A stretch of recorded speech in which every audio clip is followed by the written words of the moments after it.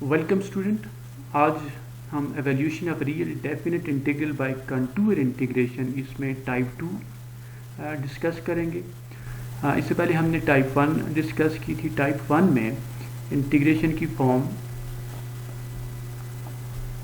होती थी 0 to 2 pi F of sine theta cos theta D theta.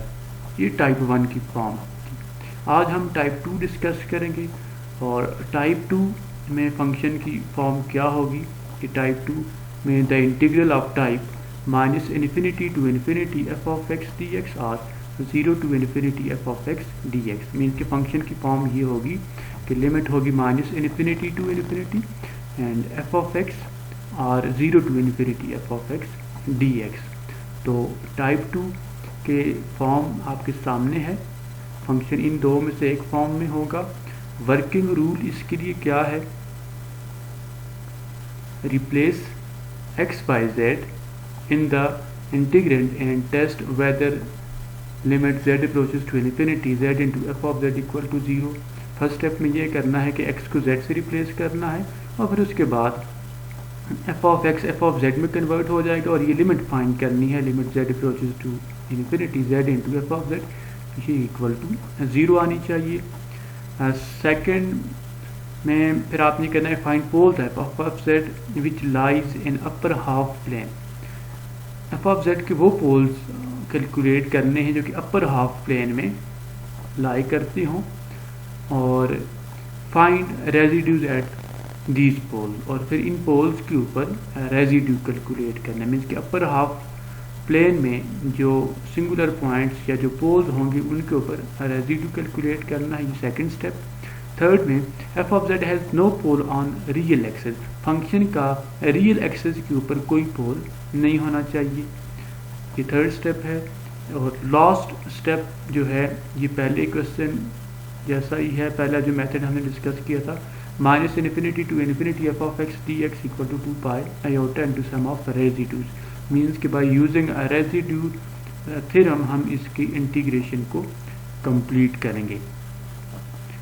तो एक और रिज़ल्ट यहाँ पे है। इस रिज़ल्ट को भी आपने याद रखना है। इसको हम यूज़ करेंगे हर क्वेश्चन को सॉल्व करने के लिए। Integration along C f of z d z equal to minus R to R f of x d x plus integration along C R f of z d z. अब student यहाँ पे integration along close curve C, ये एक curve है जो कि C R और minus R to R. तो इस सारी कर्व के अलावा अगर इंटीग्रेशन लेनी है तो उसको दो पार्ट में डिवाइड कर सकते हैं। Minus R to R means के minus R to R plus integration along C R. ये जो कर्व है अब ये सेमी सर्कल और इस सेमी सर्कल के ये जो कर्व है इसको सी आर का नाम दे दिया f of z d z. और ये 2 pi iota into sum of residues, ये काशी रेजिड्यू थ्योरम से ही इसकी इंटीग्रेशन पॉसिबल होगी। लेकिन ये रिलेशन आपने याद रखना है कि अगर फंक्शन की ये फॉर्म हो तो इसको आप इस स्प्लिट करके इस फॉर्म में लिख सकते हैं minus R to R f of x d x plus C R integration C R f of z d z. Mean के ये अगर आपके पास कर्व सी है जो कि सी आर और माइनस आर टू आर इस स्ट्रेट लाइन और यहाँ से कर्व इसको बाउंड कर रही हो तो इसको आप ऐसे लिख सकते हैं माइनस आर टू आर, इसको अलग कर लें f of x d x plus integration along C R f of z d z. अब स्टूडेंट एक और बात याद रखें कि जब हम इसके ऊपर हम ये कंडीशन लगा लें कि आर अप्रोच करे इन्फिनिटी को, तो जब आर इन्फिनिटी को अप्रोच करेगा तो उस वक्त ये जो फंक्शन है इसकी ये फॉर्म बन जाएगी integration along C f of z d z equal to ये minus infinity to plus infinity f of x d x plus.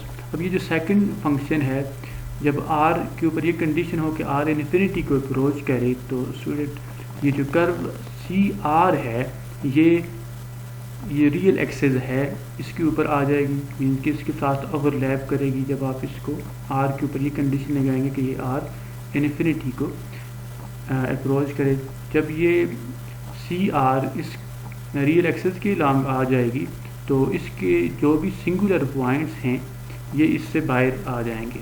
जब सिंगुलर पॉइंट्स या इसके पोल्स इससे बाहर आ जाएंगे तो इसके लॉन्ग जो इंटीग्रेशन होगी ये इक्वल टू 0 होगी। मीन्स के ये जो इंटीग्रेशन है integration along C f of z d z equal to minus infinity to infinity f of x d x, इसकी ये फॉर्म बनेगी। तो स्टूडेंट इस तरह के क्वेश्चंस जो हैं उनको कैसे सॉल्व किया जाता है, मैं भी आपके सामने प्रॉब्लम सॉल्व करता हूँ, वहाँ से ये मेथड आपको अच्छे से ज़्यादा बेहतर तरीके से समझ आएगा। अब स्टूडेंट ये प्रॉब्लम एक आपके सामने है, show that 0 to infinity dx upon x4 plus 1 equal to pi upon 2 into under the root 2। अब ये फंक्शन जो है इसको हमने इंटीग्रेट करना है। क्लियरली ये टाइप 2 का क्वेश्चन है, 0 टू इन्फिनिटी इसकी लिमिट है और हमने इसको टाइप 2 से सॉल्व करना है। सबसे पहले मैं क्वेश्चन को दोबारा यहाँ पे लिख देता हूँ, integration 0 to infinity dx upon x4 plus 1। तो वर्किंग रूल का जो फर्स्ट टाइप है उसमें जो फर्स्ट कंडीशन है उसमें हमने क्या करना है कि x को z से रिप्लेस करना है। तो यहाँ से f ऑफ x की वैल्यू 1 अपॉन x4 प्लस 1 आएगी। जब x को z से रिप्लेस करेंगे तो f ऑफ z की वैल्यू बन जाएगी 1 upon z4 plus 1 is first step. अब सेकंड स्टेप में ये करना है, जिसकी लिमिट फाइंड करनी है। Now limit z approaches to infinity z into f of z is equal to limit z approaches to infinity z into 1 upon z4 plus 1।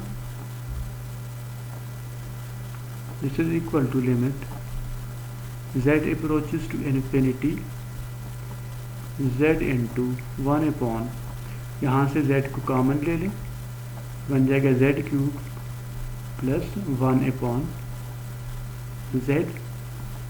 z को z से कैंसिल कर दें।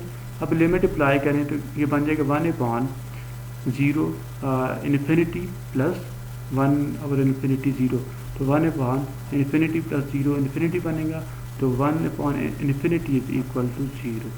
तो ये सेकंड स्टेप भी clear है। अब आते हैं इसके थर्ड स्टेप के ऊपर। तो अब यहाँ पे हम थ्योरम का यूज़ करेंगे। नाउ थ्योरम जो हम अभी मैंने डिस्कस किया है वो ऐसे है, integration along C f of z d z can be written as integration minus r to r f of x dx plus integration along curve CR f of z dz। Again मैं इसका sketch आपके सामने बना देता हूँ। Semi circle के along आपने ये, अगर आपके पास कर्व C है इसको आप सी आर का नाम दे दें, ये minus R to plus R. जब इसके ऊपर आप ये कंडीशन लगाएं कि आर अप्रोच करे इन्फिनिटी को, तो ये जो कर्व है ये इस रियल एक्सिस के ऊपर आ जाएगी। तो उस वक्त ये जो सेकंड इंटीग्रेशन है, integration C R f of z d z, ये 0 को अप्रोच करेगा when R approaches to infinity integration along C f of z dz is equal to minus r to r minus infinity to infinity। तो r की जगह infinity values ले लेंगे, minus infinity to plus infinity f of x dx, और ये second जो function है ये 0 के इक्वल आ जाएगा। अब स्टूडेंट नेक्स्ट स्टेप में आप इसको ऐसे लिख सकते हैं, integration along C f of z d z is equal to, इसको ऐसे लिखा जा सकता है, this is 2 time integration 0 to infinity f of x d x. अब इस फॉर्म में हम इसलिए लिख रहे हैं कि हमने तो ये वैल्यू फाइंड करनी है 0 to infinity f of x d x की, और इसको आप ऐसे भी लिख सकते हैं, which implies integration 0 to infinity f of x dx is equal to 1 upon 2 integration along c f of z dz। इसको इक्वेशन नंबर 1 का नाम दे दें। अब स्टूडेंट हमने integration along C f of z d z, इस function को हमने एवेल्युएट करना है, ये इस इंटीग्रल को, और यहाँ से ये लेफ्ट हैंड साइड हमें मिल जाएगी। तो इसके लिए सबसे पहले इसके सिंगुलर पॉइंट्स हम फाइंड करेंगे। Now f of z is equal to 1 upon z4 plus 1। Singular points are poles of f of z are, तो हम ऐसे लिख सकते हैं, फॉर पोल्स के लिए z4 प्लस 1 इसको इक्वल टू 0 लेंगे, और यहाँ से z power 4 equal to minus 1। अब स्टूडेंट ये एक कम्प्लेक्स नंबर है और इसको ऐसे लिखा जा सकता है, -1 प्लस 0 अयोटा। यहाँ से अगर r की वैल्यू निकालें तो r की वैल्यू होती है x square plus y square under the root. तो यहाँ से -1 का स्क्वायर प्लस 0 का स्क्वायर, तो ये r1 के इक्वल यहाँ से आ जाएगा। Theta equal to tan inverse of y upon x equal to tan inverse of y, यहाँ पे 0 है और x की वैल्यू -1 है, तो ये tan inverse of 0 which is equal to pi. अब स्टूडेंट ये तो थीटा जो है ये इसका, अब ये पार्टिकुलर एंगल है, तो जनरल एंगल क्या बन जाएगा, which imply theta is equal to, इसको आप ऐसे लिख सकते हैं, पाई प्लस 2k पाई, और फर्दर इसको ऐसे लिखा जा सकता है 1 प्लस 2k इंटू पाई, और k के ऊपर कंडीशन ये लगा देते हैं where k is equal to, k belongs to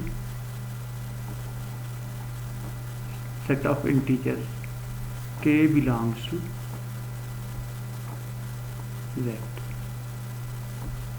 तो स्टूडेंट अब z4 की वैल्यू ये है, तो अब z4 एक कम्प्लेक्स नंबर है, तो किसी भी कम्प्लेक्स नंबर को इस फॉर्म में लिखा जा सकता है, z is equal to r cos of theta plus iota r sine of theta. तो यहाँ से z4 को भी हम इस फॉर्म में लिख सकते हैं। Now z4 is equal to r into cos of theta plus iota r sine theta, इस फॉर्म में लिख सकते हैं। r की जगह 1 वैल्यू रिप्लेस कर देते हैं, तो ये बन जाएगा कॉस ऑफ थीटा की जगह वैल्यू बन जाएगी 1 plus 2k pi plus iota sine of 1 plus 2k into पाई, ये फंक्शन आ जाएगा। अब नेक्स्ट स्टेप में ये तो चूंकि वैल्यू है z पावर 4 की, z power 4 is equal to cos of, मैं इसको चलो दोबारा लिख देता हूँ, cos of 1 plus 2k pi plus iota sine of 1 plus 2k into pi. z की वैल्यू अगर यहाँ से निकालें तो ये बन जाएगा cos of 1 plus 2k pi plus iota sine of 1 plus 2k pi whole power 1/4।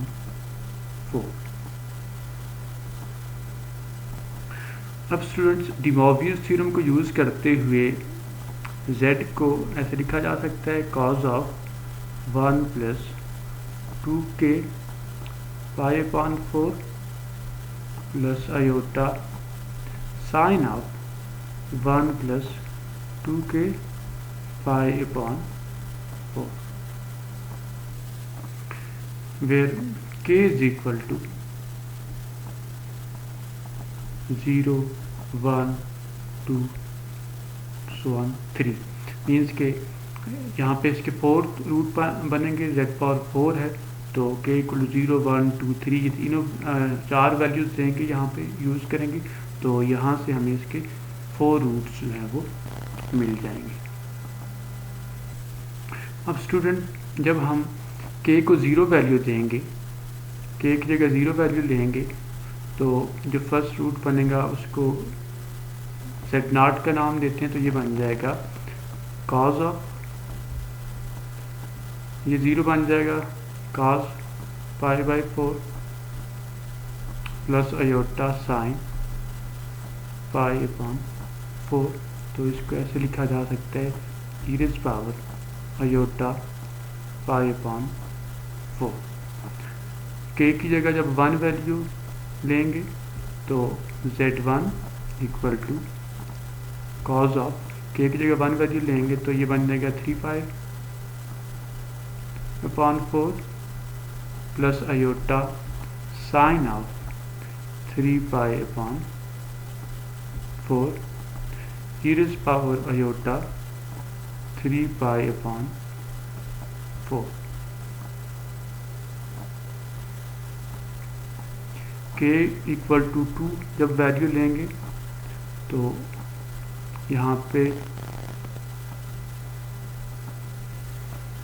तो z2 की वैल्यू क्या बन जाएगी, ये बन जाएगा cos 5π/4 प्लस आयोटा साइन 5π/4, ये बन जाएगा cos 5π/4 plus iota sine 5π/4, this is equal to e⁻ iota 5π/4। इसी तरीके से k की जगह जब 3 वैल्यू लेंगे तो z3 की वैल्यू बन जाएगी cos, तो ये 2π + 1 तो ये बन जाएगा 7π/4 plus iota sine 7π/4, this is equal to e⁻ iota 7π/4। तो स्टूडेंट्स ये हैं इसके रूट्स, पोल्स।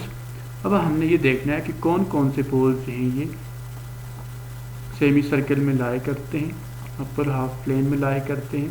तो यहाँ से देखा जा सकता है कि e⁻ आयोटा π/4 एंड 3π/4 ये दो पोल्स जो हैं ये इनसाइड जिस कर्व लाई करेंगे, बाकी जो दो पोल्स हैं ये आउटसाइड लाई करेंगे। तो हम ऐसे लिख सकते हैं only z0 and z1 lies inside C. Now अब इन पॉइंट्स के ऊपर रेजिड्यू कैलकुलेट करते हैं। Now residue of function f at point z0 is equal to limit z approaches to z0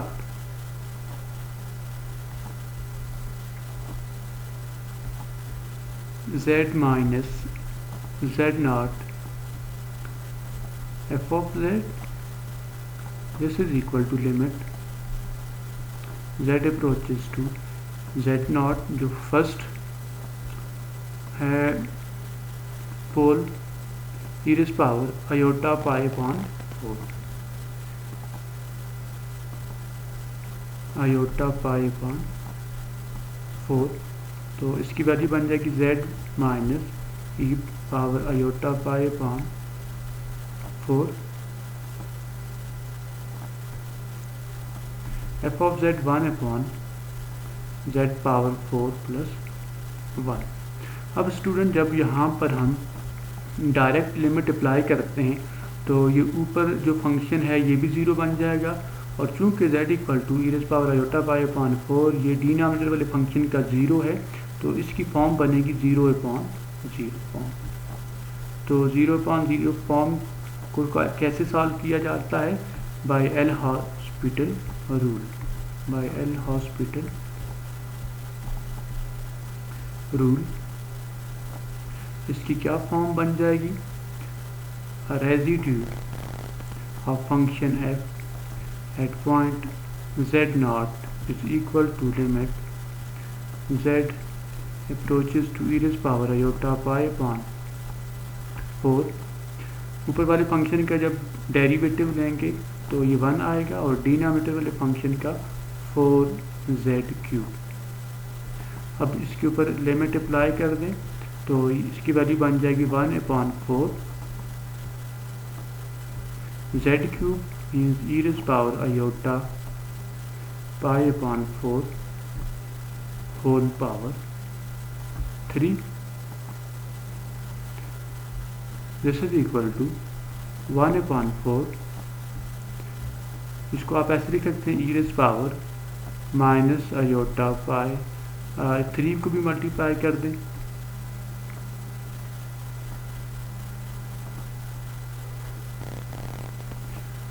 तो इसको ऐसे लिखा जा सकता है माइनस आयोटा 3 पाई अपॉन 4। इसी तरीके से सेकंड पोल के ऊपर रेजिड्यू कैलकुलेट कर देते हैं। Residue of function f at point z1 और पोल 1 z1 इक्वल टू लिमिट, याद रखें दोनों जो हैं ये सिंपल पोल्स हैं, z approaches to z1 z minus z1 into f of z equal to limit z approaches to z1। z1 ये पोल है ई raise power iota 3 pi upon 4 iota 3 pi upon 4 z minus e power iota 3 pi upon 4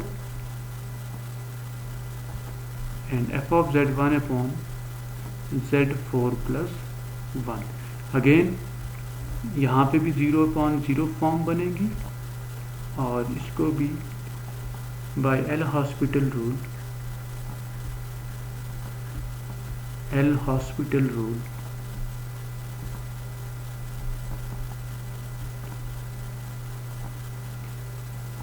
क्या values इसकी बन जाएंगी? Residue of function f at point at pole z1 is equal to limit z approaches to e raise power iota 3 pi upon 4, और यहाँ पे ऊपर again 1 value बनेगी, और डिनोमिनेटर में z4 प्लस 1 4z³। अब नेक्स्ट स्टेप में लिमिट अप्लाई कर देते हैं तो इसकी वैल्यू बन जाएगी 1 upon 4 e power iota 3 pi upon 4 whole power 3, and this is equal to 1 upon 4 e raise power, ऊपर जाएगा तो ये बन जाएगा माइनस, पहले आयोटा चलें इसको ऐसे लिख देते हैं माइनस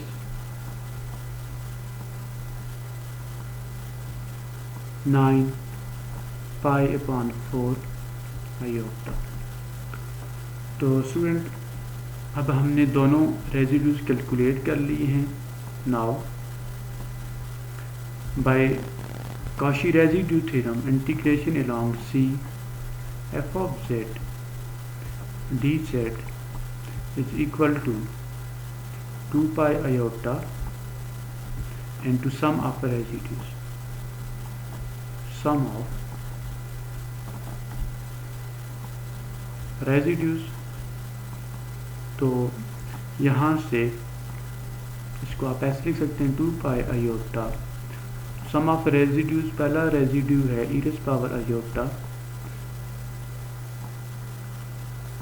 फर्स्ट रेजिड्यू की value 1/4 e raise power minus iota 3 pi upon 4 e raised power minus 3 pi upon 4 iota, and second is 1/4 e raised power minus, यहाँ पे भी माइनस होगा, ये जब ऊपर जाएगा तो इसको आप -9 pi upon 4 iota। Now it can, यहाँ से हम इसको इस फॉर्म में लिख सकते हैं 2 पाई आयोटा और 4 को कॉमन लेके यहाँ से इसको आप ऐसे लिख सकते हैं पाई आयोटा, और 2 कैंसिल हो जाएगी। जब 4 कॉमन लेंगे तो यहाँ पे 2 आ जाएगा। This is equal to cos of 3 pi upon 4 minus iota sine of 3 pi upon 4। इसी तरीके से सेकंड फंक्शन को भी ऐसे लिखा जा सकता है cause of 9 pi upon 4 minus iota sine of 9 pi upon 4। अब नेक्स्ट स्टेप में ये वैल्यूज़ किसके इक्वल आएंगी, पाई iota upon 2 cos 3 pi upon 4, तो ये 1/√2 माइनस आयोटा, यहाँ पे भी √2 1/√2 वैल्यू बनेगी। यहाँ पे फर्स्ट के साथ ये नेगेटिव साइन आएगा, प्लस यहाँ पे 1/, ये वैल्यू बन जाएगी √2, और last value again minus iota upon √2। यह आयोटा ये दोनों टर्म के साथ है, तो बाकी वैल्यूज 1/√2 ही आती हैं। So this is equal to, अब ये दो टर्म तो कैंसिल हो जाएंगी, कैंसिल आउट हो जाएंगी। This is equal to pi upon 2 iota, और यहाँ से माइनस ये बन जाएगा 2 टाइम्स -2 आयोटा इंटू √2। अब इस वैल्यू को 2 से कैंसिल हो जाएगा, आयोटा आयोटा से मल्टीप्लाई होकर आयोटा स्क्वायर -1 के इक्वल आएगा, एक माइनस यहाँ पे भी है, तो ये इक्वल टू पाई, ये वैल्यू बन जाएगी। पाई स्टूडेंट यहाँ पे √2 भी है, तो ये पाई अपॉन √2, ये वैल्यू बन जाएगी integration along C f of z dz की वैल्यू, which implies अब student integration along C f of z dz की वैल्यू, तो ये पाई अपॉन √2 है। फ्रॉम इक्वेशन 1 की फॉर्म क्या है, इंटीग्रेशन अलोंग सी। अब स्टूडेंट इक्वेशन 1 में की फॉर्म है 0 to infinity f of x dx is equal to 1/2 integration along C f of z dz। तो यहाँ से integration along C f of z dz की वैल्यू रिप्लेस कर देते हैं, तो ये वैल्यू बन जाएगी 1/2 into pi √2, which implies integration 0 to infinity f of x d x is equal to pi upon 2 into under the root 2। तो student यही रिजल्ट हमने प्रूव करना था।